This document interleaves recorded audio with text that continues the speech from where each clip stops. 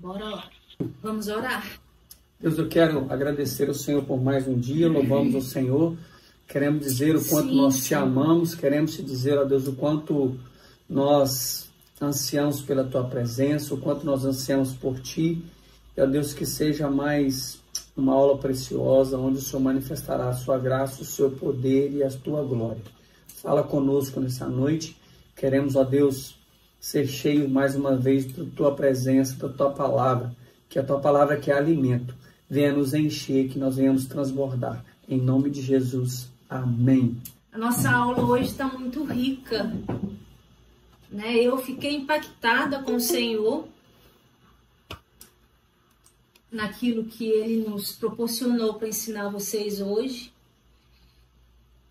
Ela está muito rica, graças a Deus, que o Espírito Santo ele vem com palavras de conhecimento, de sabedoria sobre as nossas vidas nessa noite. Vamos lá, nós estamos no capítulo 3 de Mateus. Mateus capítulo 3. E naqueles dias apareceu João o Batista pregando no deserto da Judeia e dizendo: arrependei-vos, porque está próximo o reino dos céus.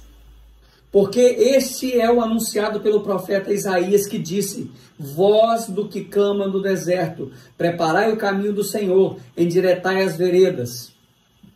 E esse João tinha as suas vestes de pelo de camelo e um cinto de couro em torno dos seus lombos, e alimentava-se de gafanhoto e de mel silvestre.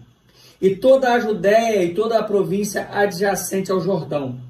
E eram por ele batizados no rio Jordão, confessando seus pecados. E vendo ele muitos dos fariseus,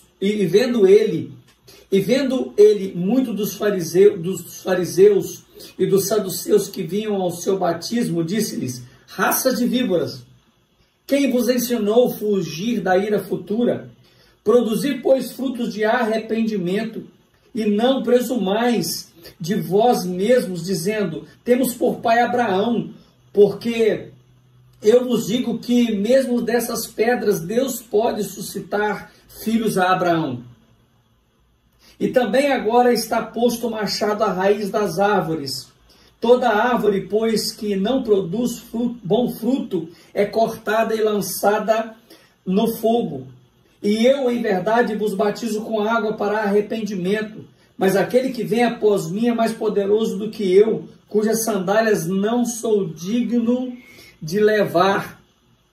Ele vos batizará com o Espírito Santo e com fogo. Em sua mão tem a pá que limpará a sua eira e recolherá no celeiro o seu trigo, e queimará a palha com fogo que nunca se apagará. Então veio Jesus da Galiléia ter com João junto do Jordão para ser batizado por ele. Mas João opunha-se, dizendo: eu careço de ser batizado por ti, e tu vens a mim?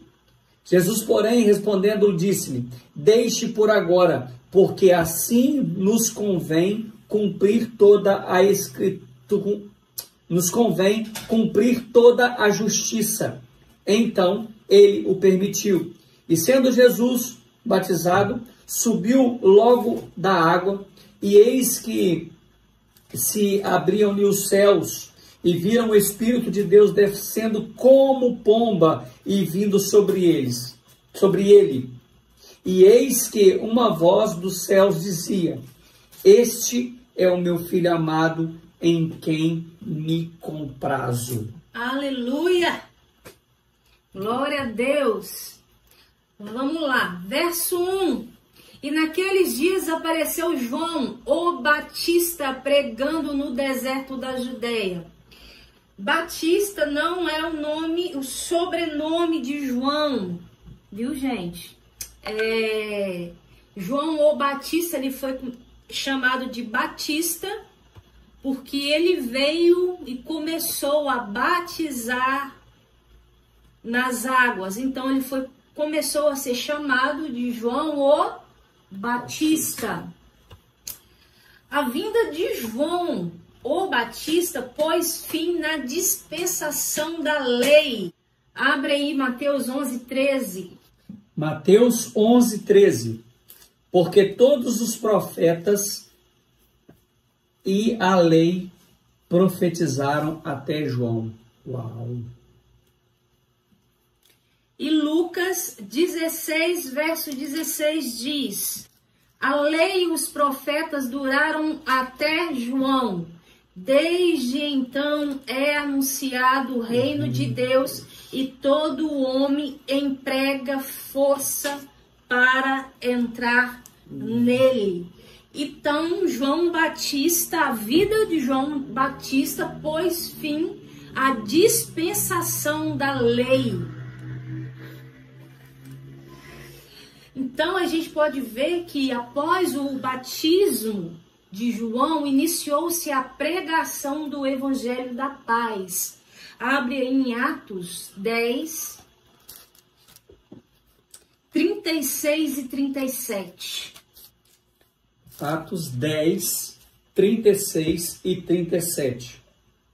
A palavra que ele enviou aos filhos de Israel, anunciando a paz por Jesus Cristo, este é o Senhor de todos. Esta palavra, vós bem sabeis, veio da Judeia, começando pela Galileia, depois do batismo que João pregou.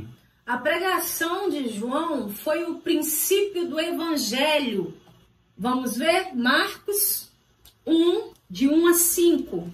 Marcos 1, de 1 a 5. O princípio do Evangelho de Jesus Cristo, Filho de Deus, como está escrito nos profetas: eis que eu envio o meu anjo ante a tua face, o qual preparará o teu caminho diante de ti. Vós do que clama no deserto, preparai o caminho do Senhor, endireitai as suas veredas. Apareceu João batizando no deserto e pregando o batismo de arrependimento para a remissão dos pecados, e toda a província da Judeia e os de Jerusalém iam ter com ele, e todos eram batizados por ele no Rio Jordão, confessando os seus pecados. Então, a pregação de João foi o princípio do Evangelho. Portanto, a dispensação da graça começou com João, ele que abriu o caminho. Vale lembrar que existiu uma profecia que está em Isaías 40, versículo 3, que diz o seguinte: uma voz clama, no deserto preparem o caminho para o Senhor, façam no deserto um caminho reto para o nosso Deus. Essa profecia aqui, que era uma alusão a que João iniciaria seu ministério, preparando o caminho para o Cristo. A pregação de João foi o início, presta atenção nisso aqui, a pregação de João foi o início da economia neotestamentária. Que economia é esta? A economia de Deus. Como assim? Economia não tem a ver com governo? Isto. Governo, o governo de Deus.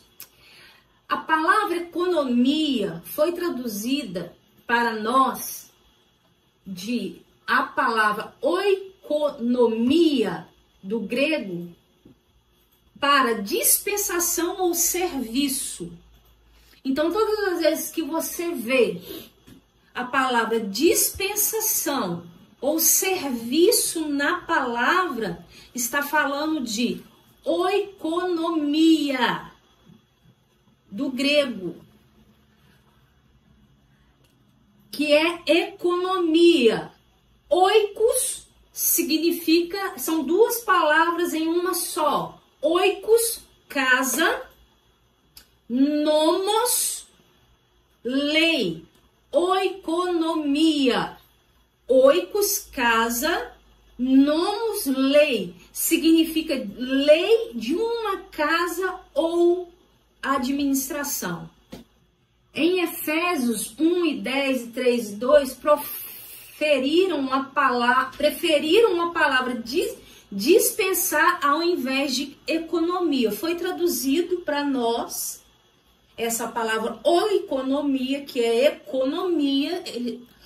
Os tradutores do Brasil preferiram a palavra dispensar ou serviço ao invés de economia. A palavra dispensar é a forma verbal de economia, que denota distribuir riquezas divinas para o povo de Deus. Ele distribui a si próprio como vida para dentro da humanidade. Uau. Vou repetir. Repete. Ele distribui a si mesmo, a si próprio, como vida para dentro da humanidade. Ou seja, ele se manifesta dispensando a nós o próprio Espírito dele. O próprio Espírito dele. Então, a economia nada mais é que a administração de Deus nessa dispensação da graça. Deus administrou tudo na eternidade e está administrando tudo na dispensação da graça. Ou seja, ele administrou na eternidade e agora está liberando a nós. Exatamente. Por isso precisamos ser encontrados pelo Senhor na sua vinda como mordomos fiéis. A palavra mordomia agora faz sentido para vocês? Nós estamos administrando como mordomos para o nosso Senhor a economia que Ele colocou em nossas mãos para servir o próximo. É porque não basta ser mordomo. Eu preciso saber o que eu tenho que fazer para que eu seja um mordomo fiel. Fiel. Mordomo fiel, a palavra diz um mordomo fiel e prudente. Não basta ser fiel, tem que ser fiel e prudente ainda. Mordomo fiel é aquele que cumpre o seu propósito. Cumprindo o seu propósito, ele está dando alimento aos servos. Preste atenção em algo muito importante. Quando nós não cumprimos o nosso propósito, alguém está morrendo. Preste atenção. Deus não nos fez aleatoriamente. Na Terra existe uma cadeia alimentar, correto? Então, logo, se acabar, por exemplo, se não tiver sapo, se não existir sapo na Terra mais, a probabilidade dos insetos proliferarem é absurdo. Entendido? Por quê? Qual é o papel do sapo na cadeia alimentar? Comer insetos. Logo, nós, como mordomos de Deus, se não cumprirmos aquilo que precisamos de cumprir, alguém pode estar morrendo por isto. Como assim? O nosso pastor pregou domingo e ele disse que ele trabalhou com um rapaz durante anos do lado dele, na mesma mesa, no mesmo escritório. E esse rapaz era cristão. E esse rapaz, ele aceitou Jesus, e esse amigo de trabalho, colega de trabalho, amigo de trabalho, foi lá dar os parabéns para ele.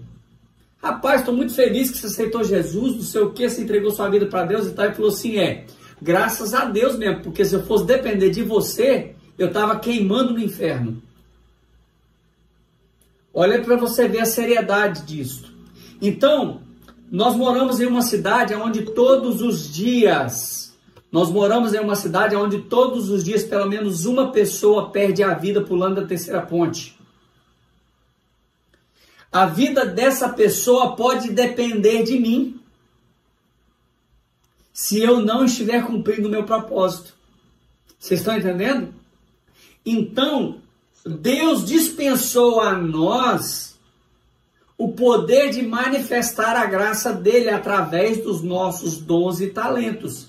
Logo, se eu não cumpro o meu chamado em Deus, alguém pode estar morrendo por isso. Guarda isso aí. Então, a economia dele, o principal objetivo da economia de Deus é distribuir a si próprio como vida para dentro da humanidade. Distribuir a si próprio como vida para dentro da humanidade. Para dentro da humanidade. Então, nós estamos falando da economia de Deus. E a economia dele nada mais é Deus dentro de nós e nós cumprindo o nosso propósito, manifestando naquilo que ele mandou a gente fazer, como bons mordomos. Nós não somos canais de Deus. Como canais de Deus, nós estamos recebendo algo de Deus e reproduzindo para alguém. Verso 2. E dizendo, arrependei-vos, porque está próximo o reino dos céus. Arrepender-se quer dizer uma metanoia, mudança do modo de pensar, mudança do modo de agir, que resulta em um pesar e mudar o objetivo. Uau, repete isso aí. O que é arrepender-se? É uma metanoia. Mudança de mente. É o que vai lá em Romanos 12, 1 e 2. Não conformei-vos com este mundo, mas transformai-vos pela renovação da vossa mente. Isso é arrepender-se, que gera uma metanoia, que gera uma mudança no modo de pensar, que resulta em um pesar, é mudar o objetivo.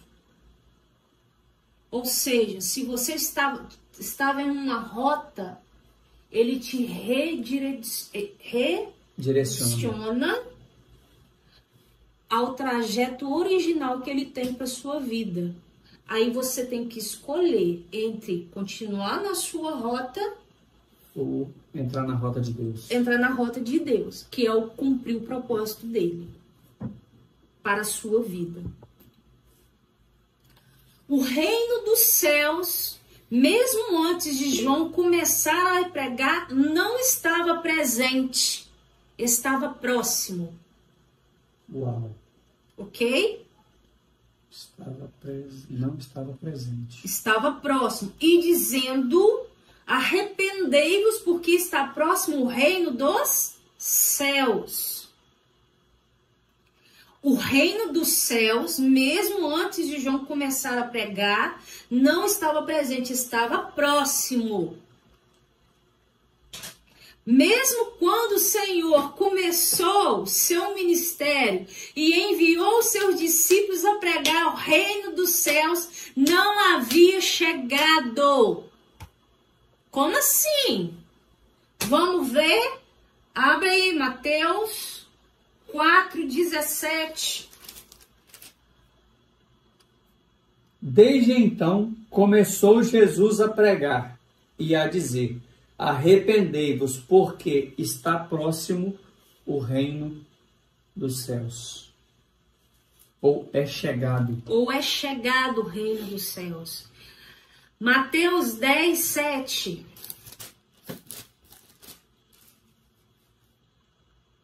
E indo, pregai, dizendo: é chegado o reino dos céus. Ou está chegando. Ou, alguém tem outra tradução aí? O que a sua tradução diz aí, Jaqueline? Mateus 10:7. Por onde forem, pregue essa mensagem: o reino dos céus está próximo. Está próximo. Então a gente pode ver que mesmo quando o Senhor começou seu ministério e enviou seus discípulos a pregar, o reino dos céus não havia chegado. A primeira parábola que Jesus conta é a do semeador. Está lá em Mateus 13, de 3 a 9. E refere à pregação do Senhor, à pregação do Evangelho. Ele não disse, o reino dos céus é semelhante. Na primeira palavra que ele conta, é a única parábola que ele não fala, o reino dos céus é semelhante. Porque não tinha chegado ainda? Porque não tinha chegado ainda. Somente na segunda parábola, a do joio, que está em Mateus 13, a partir do verso 24. E essa parábola, ela diz respeito ao estabelecimento da igreja no dia de Pentecostes, foi que ele disse, o reino dos céus é semelhante. Por que eu estou batendo na tecla? Porque eu vou ensinar para vocês sobre o reino dos céus, ok? A primeira palavra que Jesus conta é a do semeador. Mateus 13. Leia aí a partir o 3 e o 4 só. E falou de muitas coisas por parábolas, dizendo, eis que o semeador saiu a semear. Então ele não começa a parábola, a primeira palavra ele não fala. E o reino dos céus é semelhante. A partir da segunda parábola que ele começa, que é no verso 24. Você lê o primeiro versículo. Propôs uma outra parábola, dizendo, o reino dos céus é semelhante. Porque essa parábola, ela refere ao estabelecimento da igreja no dia de Pentecostes. Então foi a partir daí que as parábolas ele começa a falar, o reino dos céus é semelhante.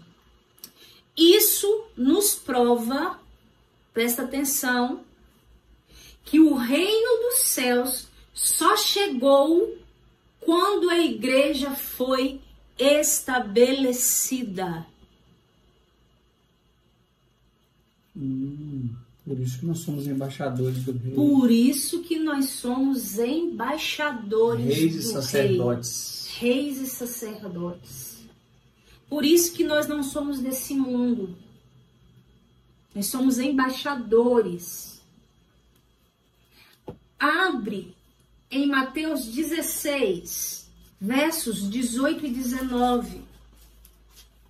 E também eu te digo que tu és Pedro, e sob esta pedra edificarei a minha igreja, e as portas do inferno não prevalecerão contra ela. E eu te darei as chaves do reino dos céus, e tudo que ligares na terra será ligado no céu, e tudo que desligares na terra será desligado nos céus. Vocês estão entendendo? Então, para a gente ter uma clareza maior aqui, o Júnior vai explicar para vocês, que a gente daqui para frente a gente vai falar muito sobre reino dos céus e reino de Deus. Existe diferença de reino de Deus e reino dos céus. O que é, Júnior, reino de Deus? Reino de Deus, eternidade. Reino dos céus, o governo dele sobre a terra. O governo dele sobre a terra. A economia dele sobre a terra. Por isso que a Bíblia fala desses dois nomes, reino de Deus e reino dos céus. Reino de Deus se refere ao governo soberano. Ao governo soberano. Reino dos céus refere ao governo dele sobre a terra.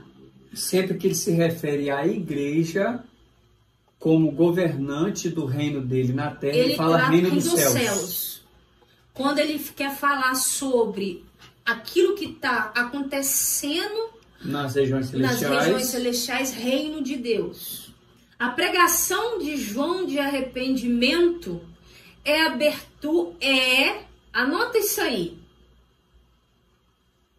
A pregação de João de arrependimento é a abertura da economia de Deus no Novo Testamento, que se concentra no seu reino.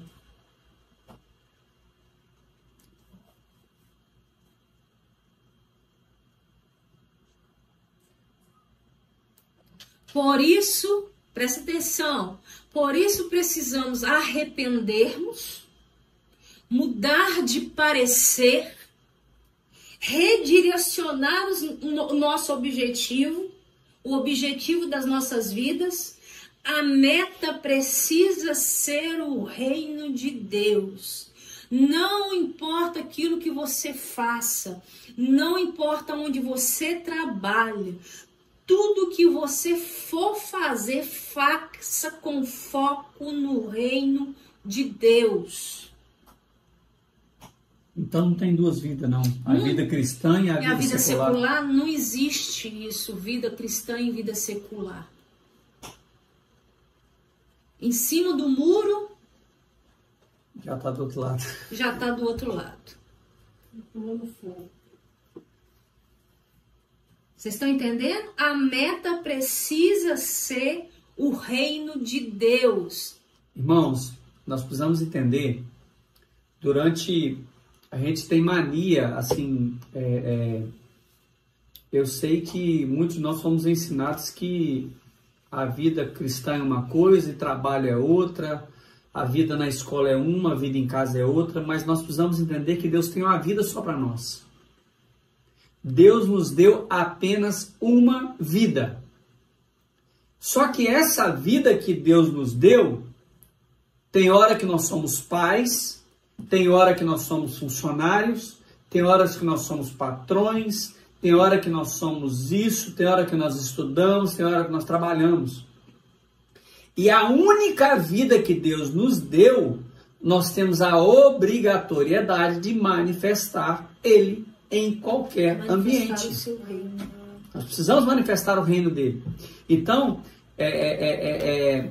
por favor, tire da sua cabeça que existe duas vidas. Meu trabalho é uma coisa, trabalho é trabalho, irmão. Trabalho é trabalho, religião à parte. Não, não, senhor. Se você é um homem ou uma mulher de Deus, trabalho é lugar de manifestar Deus. Faculdade é lugar de manifestar Deus. Escola é lugar de manifestar Deus. Então, nós temos uma vida só. A Bíblia não mostra em lugar nenhum. Jesus não dividiu a vida dele em duas. Jesus, o homem, e Jesus, o Filho de Deus. Ele não dividiu isso em lugar nenhum na Bíblia. Então nós precisamos entender isso.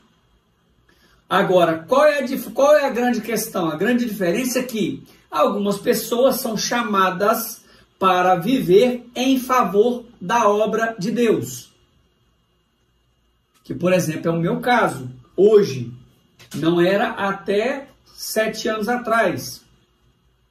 Até 7, 8 anos atrás, eu era apenas empresário, trabalhava na igreja, sempre fiz, desde de 3 anos de idade eu ministro na igreja, desde 15 lidero tudo na igreja, mas eu trabalhava e manifestava Deus por onde eu passava. Então, nós precisamos ter essa mentalidade de que a nossa vida é uma só. Verso 3, leia, Júnior, verso 3. Porque é o anunciado pelo profeta Isaías que diz: voz do que clama no deserto, preparai o caminho do Senhor, endireitai as veredas. Nessa profecia que João Batista começou seu ministério, através dessa profecia que João viu escrito a respeito dele, entendeu e começou o seu ministério. A vida de João, o seu ministério, não foi um acidente, mas foi planejado por Deus e predita por ele mediante o profeta Isaías. O que Deus tem? O que Deus profetizou? O que Deus planejou para a sua vida? Você tem caminhado naquilo que Deus projetou, naquilo que Deus planejou para sua vida? Isto é cumprir o propósito de Deus. A partir do momento que nós começamos a caminhar dentro do propósito de Deus, é que nós somos inseridos de fato no reino dele. Então a gente vê aí, são duas coisas. Fala de preparar o caminho. O que João fez? O que é preparar? O que João fez? É arrepender-se para com ele, com todo o nosso ser e de todo o coração. Preparar o caminho para o Senhor é isso aí. É arrepender-se para com ele, com todo o nosso ser e de todo o coração. O que é endireitar as veredas? É permitir que ele ocupe cada parte do nosso coração, mente, emoção e vontade. Então, preparar o caminho.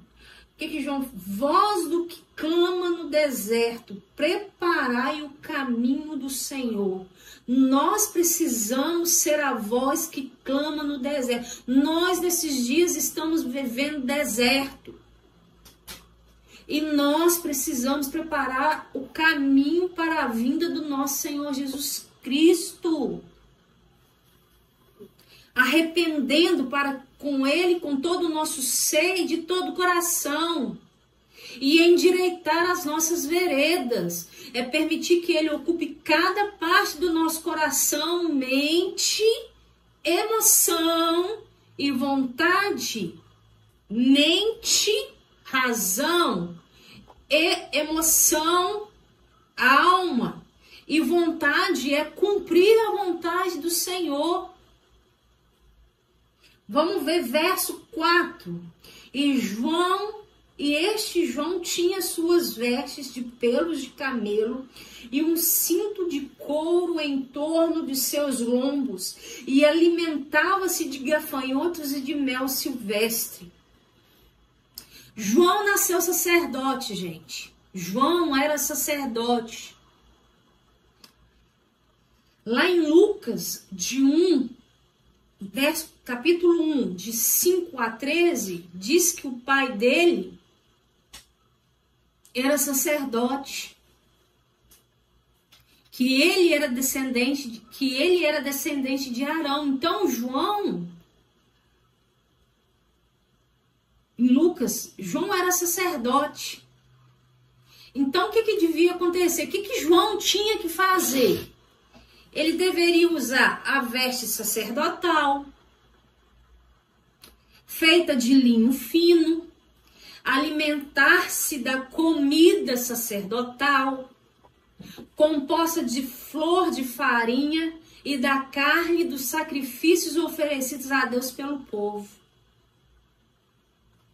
Assim que João deveria andar. Só que, no entanto, João, ele vem sendo o contrário daquilo que a religião diz. Porque ele vestia pelos de camelo e cinto de couro e comia gafanhotos e mel silvestres.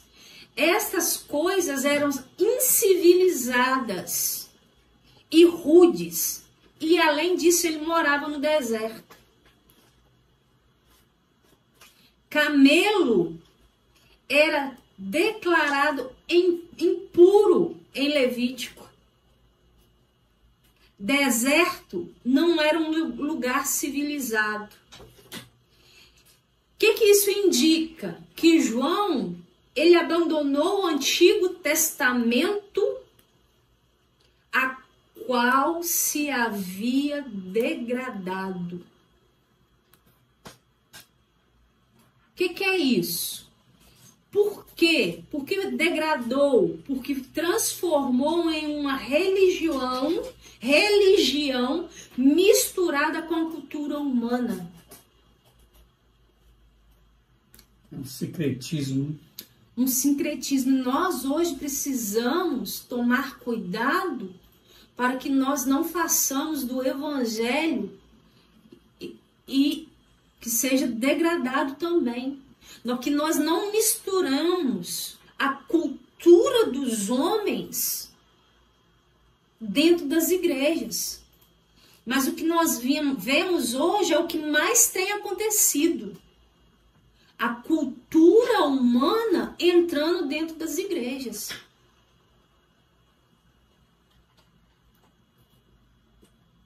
Então João veio inconformado. Isso foi uma quebra, tipo, vou quebrar o paradigma do velho para iniciar o novo. Isso mesmo, Valmir. Isso mesmo. Foi uma quebra de paradigma. Literalmente. Literalmente. A intenção de João, Valmir, era apresentar a economia de Deus. Ele fala assim, o reino dos céus é assim. E o papel dele era literalmente confrontar a religião da época. Era literalmente confrontar mesmo. João, ele tinha até o estereótipo dele era confrontador, né? Enquanto todos lá se vestiam com kippá, com tzitzit, com suas capas, com tudo, ele veio todo de atravessado. Enquanto todo mundo comia a comida certinha, ele comia mel silvestre e gafanhoto. E na época, a gente vai falar um pouquinho para frente, na época os fariseus e os saduceus, que a gente vai entender, os religiosos da época, eles disputavam entre si quem conhecia mais a palavra e quem não conhecia, quem era mais espiritual, quem não era. E aí mais à frente, quando eles vão lá atrás de João, vocês vão ver o que João chama eles. Então a intenção de João era apresentar a economia de Deus, que constitui somente de Cristo e do Espírito de vida. A economia de Deus, os planos de Deus para essa dispensação, ele constitui de Cristo e do Espírito de vida.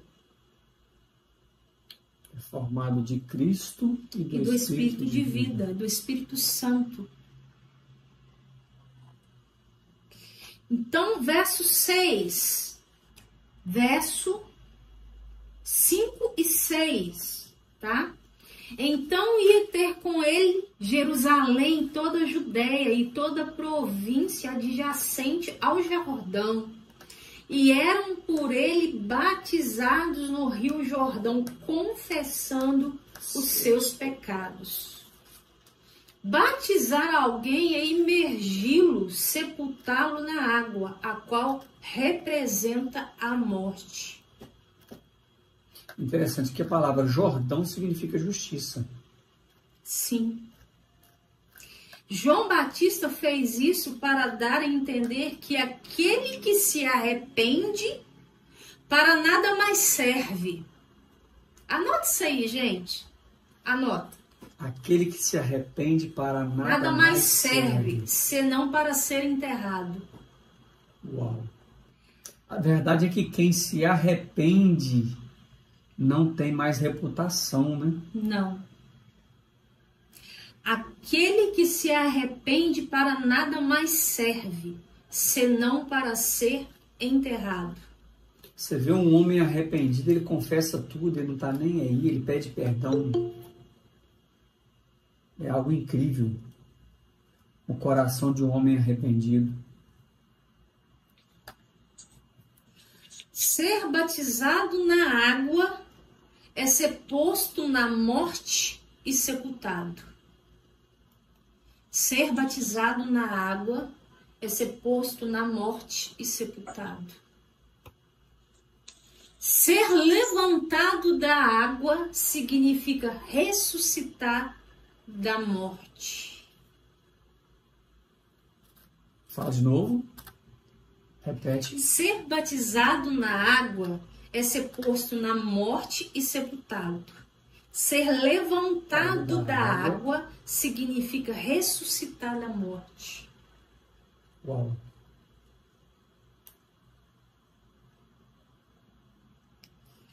É o sepultamento do seu velho ser e na ressurreição do novo. Na realidade, o batismo, ele me traz de volta como eu fui criado no início. Desde a fundação. Na verdade, não é nem o homem, o novo homem, é o homem original, né? O homem original. O homem foi feito eterno. O homem foi feito perfeito, né? Perfeito. Com o pecado, ele diminuiu. Ele se tornou... O homem foi feito imortal. Com o pecado, ele se tornou mortal. Ok? E através de Cristo. E através de Cristo, pelo batismo, ele faz o homem ser eterno de novo. É o religar, né? É o ligado novamente. É o ligado novamente. Uhum. Então eu sepulto esse homem que morreu em Adão.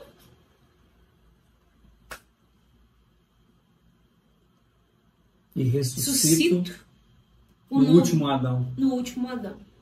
Eu enterro do primeiro e ressuscito do último Adão. Meu Deus. Nos faz voltar à origem de tudo. Ai, gente, eu amo isso. Eu amo. Todas as vezes eu amo. Porque ele sempre faz nova todas as coisas. Ele sempre faz nova todas as coisas. Vamos lá, verso 7. E vendo ele muitos dos fariseus e dos saduceus que vinham ao seu batismo, dizia-lhes: raça de víboras, quem vos ensinou a fugir da ira futura? Produzi, pois, frutos dignos de arrependimento. Produzi, pois, frutos dignos de arrependimento. Os fariseus eram a mais severa seita religiosa dos judeus. Abre em Atos 26:5. Os fariseus eram a mais severa seita religiosa dos judeus. Atos 26:5. Sabendo de mim, desde o princípio, se quiserem testificar que conforme a mais severa seita da nossa religião, vivi fariseu. Ela foi formada por volta de 200 anos antes de Cristo. Os fariseus, eles se orgulhavam da sua vida religiosa, se achavam superior a todo mundo, da sua devoção a Deus e do seu conhecimento das Escrituras, se assentavam nos melhores bancos, se assentavam, queriam estar sempre em evidência. Caíram em pretensão e hipocrisia. Mateus 23, leia aí. Mateus 23. Verso 2 e 33. Verso 2 e 33. Dizendo, na cadeira de Moisés estão assentados escribas e fariseus. Qual outro texto? 33. Serpentes, raças de víboras, como escapareis da condenação do inferno? Cristo falando. Batendo pesado. Os saduceus eram outra seita dentro do judaísmo. Atos 5:17. Essa representação de sentar na cadeira de Moisés é sentar sobre a lei, né? Sentar sobre a lei. Atos 5:17. 5:17. E levantando-se o sumo sacerdote e todos os que estavam com ele, e eram eles da seita dos saduceus, encheram-se de inveja. Os saduceus, eles não criam na ressurreição, nos anjos e nos espíritos. Abre em Atos 23, verso 8. Porque os saduceus dizem que não há ressurreição, nem anjo, nem espírito, mas os fariseus reconhecem uma e outra coisa. Saduceus e fariseus. Ou seja, os fariseus, eles acreditavam, porém eles se achavam melhores do que os outros. Os saduceus, eles não acreditavam, nem em anjos e nem na ressurreição. E nem na ressurreição. Saduceus e fariseus foram denunciados como raças de víboras por João e por Jesus. A gente vai ler depois os outros capítulos sobre isso. Jesus nos adverte contra essas doutrinas. Vamos ver? Mateus 16. Mateus 16. 6. 6. Pode ler. Mateus 16, 6. E Jesus disse-lhes: adverti e acautelai-vos do fermento dos fariseus e saduceus. Lê o 16 agora. O 12, perdão, o 12. Então compreenderam que não disseram que guardasse do fermento do pão, mas da doutrina dos fariseus.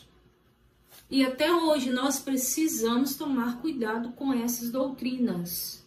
Por que que eles entenderam? Porque na época da Páscoa, existe uma semana, na semana da Páscoa, na casa de um judeu não entra nada de fermento. Eles lavam os telhados, eles lavam a casa, eles fazem uma limpeza geral e não tem fermento. E aí Jesus falou: acautelai-vos do fermento. E aí alguns poderiam entender que era o fermento da Páscoa, e não era. Então por isso que o texto explica no final. E eles entenderam que na verdade o fermento era da doutrina e não do fermento literal. Verso 8, 9, 10. Produzi, pois, frutos dignos de arrependimento. E não presumais de vós mesmos, dizendo: temos por pai Abraão, porque eu vos digo que mesmo destas pedras Deus pode suscitar filhos a Abraão. E também agora está posto o machado à raiz das árvores. Toda árvore, pois, que não produz bom fruto, é cortada e lançada no fogo. Por causa da impenitência dos judeus, essas palavras se cumpriram. Impenitência é aquele que não mostra arrependimento, viu? Impenitência é aquele que não mostra arrependimento. Como que se cumpriu essa palavra? Deus suscitou os gentios cristãos descendentes de Abraão por meio da fé. Se cumpriu. E nós fazemos parte dessa profecia. Constituiu-se de filhos de Abraão, não por nascimento, e sim por fé. É assim um reino celestial e não o reino terreno do Messias. O reino celestial é constituído de filhos pela fé. O reino celestial fala de fé. O reino celestial é constituído de filhos de Abraão por meio da fé. Abre aí, só para você entender, em Gálatas 3:7.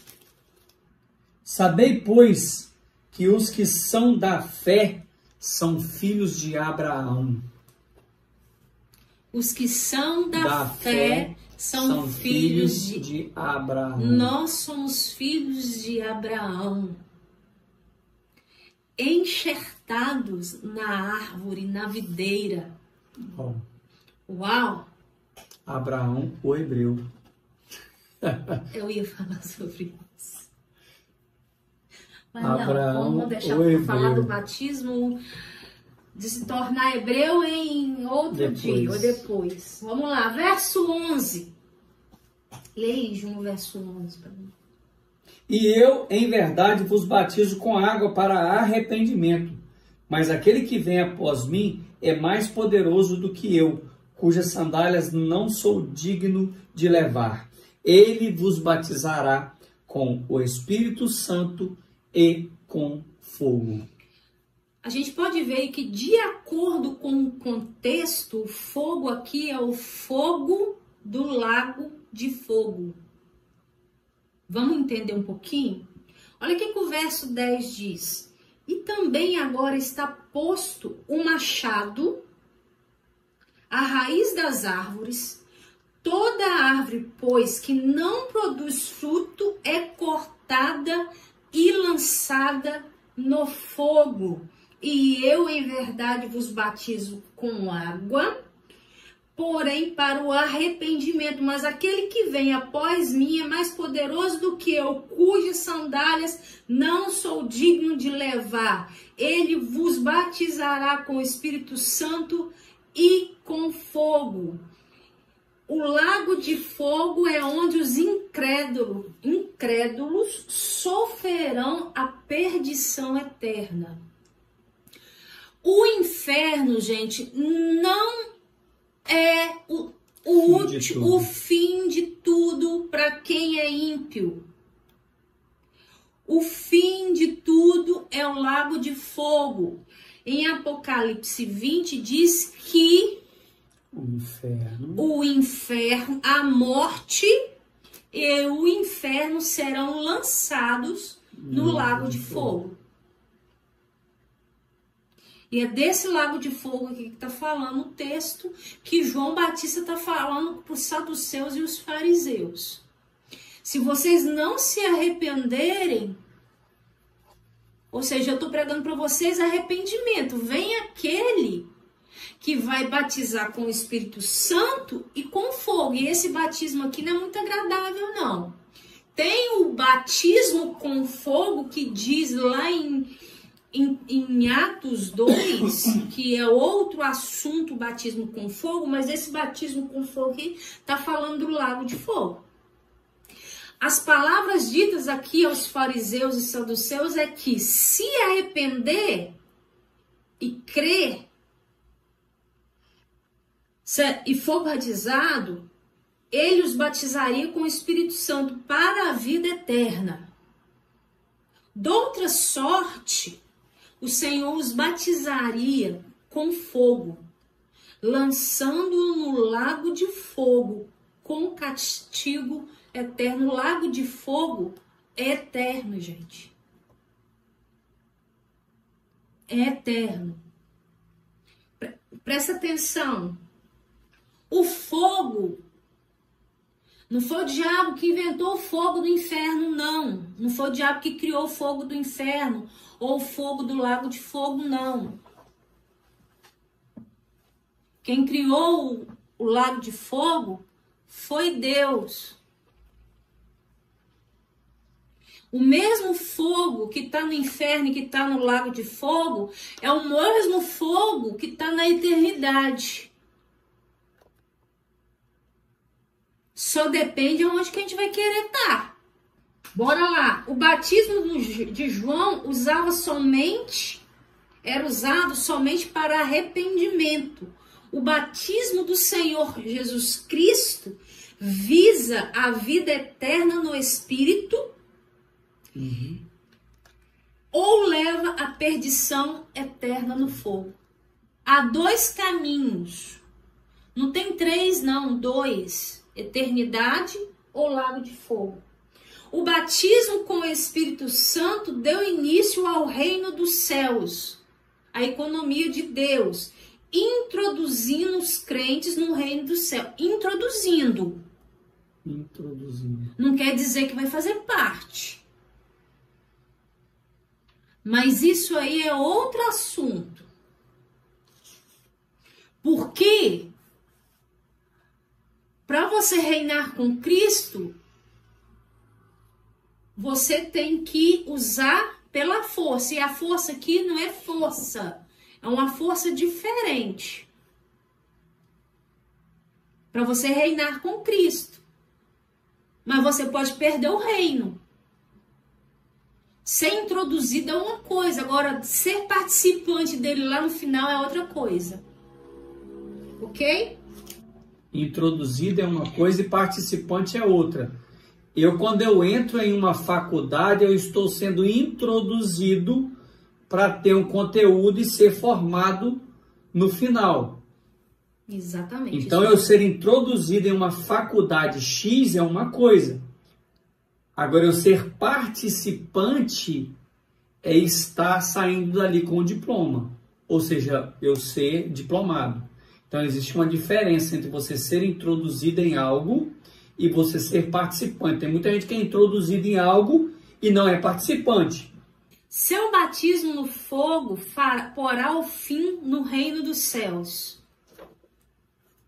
Seu batismo no fogo, que está dizendo do lago de fogo, porá fim no reino dos céus, que é o final do milênio.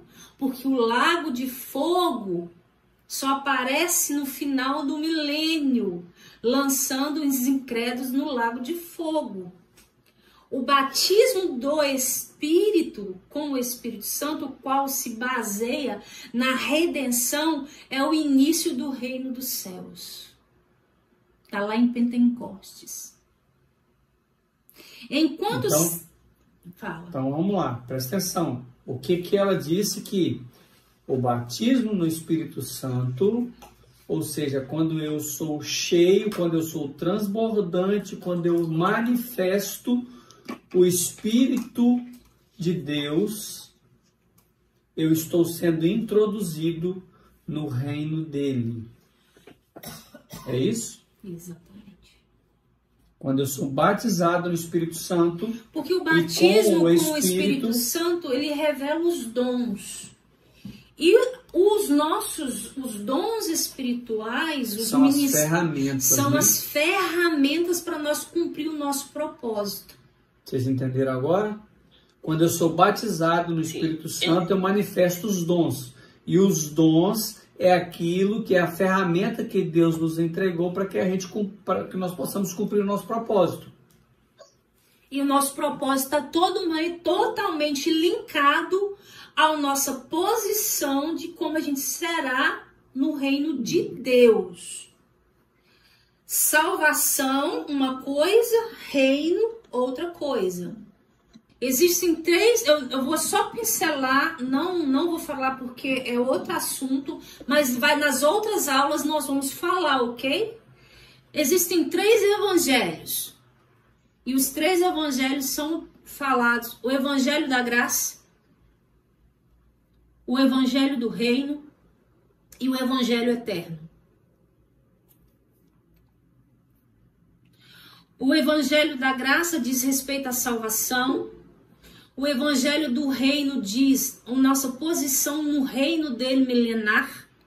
E o evangelho eterno será pregado por um anjo na tribulação. Então existem 3 evangelhos, ok? Que o evangelho eterno nada mais é, nada menos que esse anjo vai estar pregando, falando do que vai acontecer no milênio. Então, aqui a gente vê 3 batismos: na água, com o Espírito Santo e com fogo. Na água, efetuado por João, apresentou às pessoas o reino dos céus. Com o Espírito, efetuado pelo Senhor, iniciou e estabeleceu o reino dos céus no dia de Pentecostes. E levará até a consumação dessa era. Com fogo, a ser efetuado pelo Senhor, de acordo com o julgamento no grande trono branco, que está em Apocalipse 20, de 11 a 15. Com fogo, a ser efetuado pelo Senhor, de acordo com o julgamento no grande trono branco. O batismo com fogo aqui, que é o lago de fogo, vai ser efetuado no grande trono branco, que é o julgamento de Deus, não é o julgamento de Cristo, é o julgamento de Deus, que está lá em Apocalipse 20, de 11 a 15. Se você depois quiser ler, pode ler lá. Então, a gente está vendo o contexto. Então, o contexto aqui diz: o batismo aqui é o lago de fogo. A gente vai entender um pouquinho mais no verso 12. Olha o que diz. Em sua mão tem a pá, e limpará a sua eira, e recolherá no celeiro o seu trigo, e queimará a palha com fogo que nunca se apagará. Vamos ver as tipificações aqui, que é o trigo, é a palha, é o celeiro e é o joio. Olha bem, quais os que são tipificados, não, nós não vamos precisar de ler agora, não. Os que são tipificados aqui pelo trigo têm a vida no seu interior. O Senhor os batizará com o Espírito Santo e pelo arrependimento os recolherá ao seu celeiro nos ares. Olha o que diz o texto. Em sua mão tem a pá e limpará a sua eira e recolherá no seu celeiro o seu trigo. Então, vou ler de novo. Ó. O Senhor os batizará com o Espírito Santo e pelo arrependimento os recolherá ao seu celeiro nos ares. Está falando do arrebatamento aqui. Ok? Os que são tipificados pela palha, como o joio, não tem nenhuma vida. O Senhor os batizará com fogo, lançando-os no lago de fogo. O resto, ao que diz o verso 12, e queimará a palha com fogo que nunca se apagará. O joio refere-se aos cristãos, os cristãos nominais. O que é um cristão nominal? É aquele que se diz: sou crente, sou de Jesus. Sou crente. É o joio. Quem diz, eu sou crente. Mas quando a diferença do joio e do trigo, você pega o trigo, espreme ele. A palha sai. A palha sai e tá a semente do trigo ali dentro. Agora o joio, você pega ele, só tem aperta, palha. só tem palha. Não tem nada. Não tem vida. É vazio. É vazio. E sem contar que o trigo, ele se encurva. O joio, ele fica só de pé. O trigo, quando está maduro, ele se dobra. Ou seja, ele se declara cristão, mas não se arrependeu e não tem vida. Se não arrependeu, não tem vida. Não se dobrou. Porque a vida é o princípio do arrependimento. O princípio da vida é o arrependimento. A palha são os judeus impenitentes, aqueles que não se arrependeram. Não se arrependeram. A palha é os judeus. Que se nomeia, né? O joio é o que se nomeia como tal, mas não é. O destino tanto do joio quanto da palha será o mesmo, o lago de fogo. É isso que o texto está dizendo. Verso 13. Então veio Jesus da Galileia ter com João junto do Jordão para ser batizado por ele. Como homem, o Senhor Jesus veio até João para ser batizado de acordo com a maneira neotestamentária, de acordo com o governo de Deus, com a economia, aquilo que Deus disse que tinha que ser feito. Jesus, como homem, vem para ser batizado por João. E dos 4 evangelhos, somente o de João, o evangelho de João, que não relata o batismo de Jesus, porque João testifica de Jesus como Deus. Bem? Versos 14 e 15. Mas João opunha-se-lhe, dizendo: eu careço de ser batizado por ti, e vens tu a mim? Jesus, porém, respondendo, disse-lhe: deixa por agora, porque assim nos convém cumprir toda a justiça. Uau.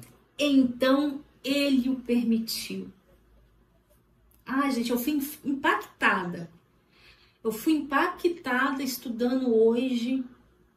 Teve horas assim que o Espírito Santo ele veio assim de uma maneira surreal na sala que eu estava estudando. Justiça é ser. O que é justiça aqui? Ser justo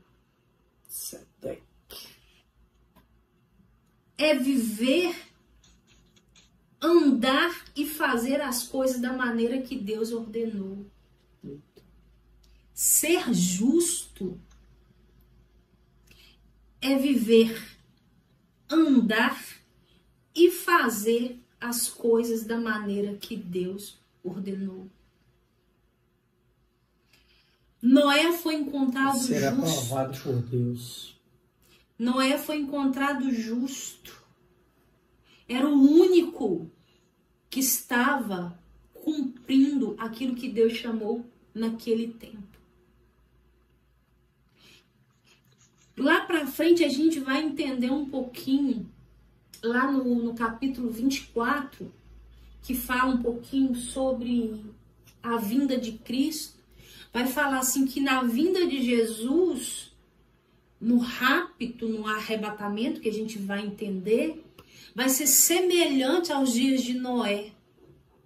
Então, o primeiro requisito é ser achado justo. Bom. Cumprindo o seu propósito.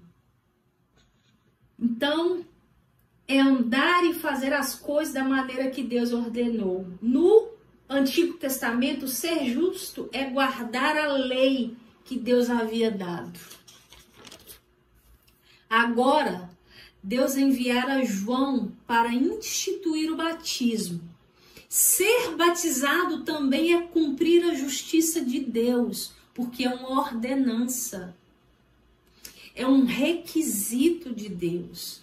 Jesus veio a João não como Deus, mas como um homem típico, verdadeiro israelita. Ele tinha que ser batizado por João a fim de observar essa prática dispensacional de Deus. Essa prática da economia, daquilo que Deus tinha dito a respeito de Jesus aqui na terra.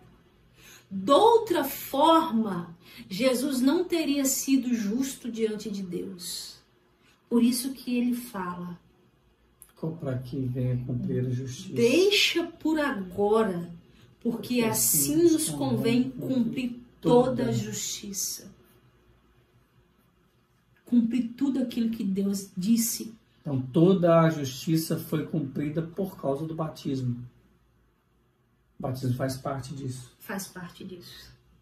Verso 16.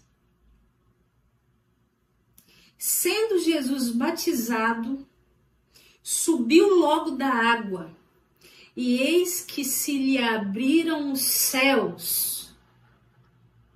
E eis que se abriram os céus, e viu o Espírito de Deus descendo como pomba e vindo sobre ele. O batismo do Senhor, para cumprir a justiça de Deus e para ser posto na morte e ressurreição, trouxe-lhe 3 coisas. Os céus abertos, a descida do Espírito Santo e o falar do Pai. Céus abertos, a descida do Espírito Santo e a palavra de Deus. E o falar do Pai. De Deus. Meu Deus. O mesmo ocorre com nós hoje. Quando nós somos batizados, nós temos os céus abertos sobre nós, a descida do Espírito Santo e o falar do Pai. Este é meu filho amado a quem me comprazo. O mesmo ocorre com nós. Os céus estão abertos sobre nós, queridos. Os céus estão abertos sobre nós. Antes de o Espírito de Deus descer e vir sobre ele, o Senhor Jesus havia nascido do Espírito Santo. Então isso quer dizer que ele possuía já o Espírito Santo dentro dele. Mas foi necessário que o Espírito Santo viesse sobre ele, para ele cumprir o propósito. O Espírito estava dentro dele para o seu nascimento. Para o seu ministério, o Espírito de Deus desceu sobre ele, porque quando o Espírito Santo vem sobre nós, ele nos capacita para cumprir o nosso propósito, o nosso chamado. A diferença do Espírito Santo em nós e o Espírito Santo sobre nós. O Espírito Santo em nós. Nesse exato momento, o Espírito Santo está sobre mim e sobre o Júnior, porque se ele não tivesse aqui, a gente não conseguiria ensinar sobre a vida de vocês. Mas como o Espírito Santo está sobre as nossas vidas, aqui, a minha vida e a vida do Júnior, nós somos capacitados a cumprir o nosso chamado e o nosso propósito. E através disso se cumpriu, abre aí, Isaías 61. O Espírito do Senhor Deus está sobre mim, porque o Senhor me ungiu para pregar boas novas aos mansos. Enviou-me a restaurar os contritos de coração, a proclamar liberdade aos cativos e a abertura de prisão aos presos. Uau! Isaías 42:1. Eis aqui o meu servo, a quem sustento o meu eleito, a quem compraz a minha alma. Pus o meu espírito sobre ele. Ele trará justiça aos gentios. Aleluia. Gente, o Espírito Santo está remexendo. O meu espírito está aqui remexendo dentro de mim. Uma pomba é dócil e seus olhos podem ver uma coisa de cada vez. Uma pomba é dócil e seus olhos podem ver uma coisa de cada vez. A pomba, ela representa a brandura e a singeleza na visão e no propósito. A pomba, ela representa a brandura e a singeleza na visão e no propósito. O Senhor Jesus ministrou com brandura e singeleza, concentrando-se somente na vontade de Deus. Ele só tinha um foco. Cumprir o propósito. Eu vim para cumprir o propósito de meu Pai. Verso 17. A descida do Espírito Santo, 17 diz: E eis que uma voz dos céus dizia: Este é o meu filho amado, em quem me comprazo. A descida do Espírito Santo foi a unção de Cristo. O falar do Pai foi um testemunho acerca dele como filho amado. Este é um quadro da Trindade divina. O falar do Pai foi um testemunho acerca dele como filho amado. Este é um quadro da Trindade divina. O Filho subiu da água, o Espírito desceu sobre o Filho, o Pai falou com relação ao Filho. Isso prova que o Pai, o Filho e o Espírito Santo existem simultaneamente. Uau. Isso visa o cumprimento da economia de Deus. do propósito de Deus para essa dispensação, para esse tempo. Amém?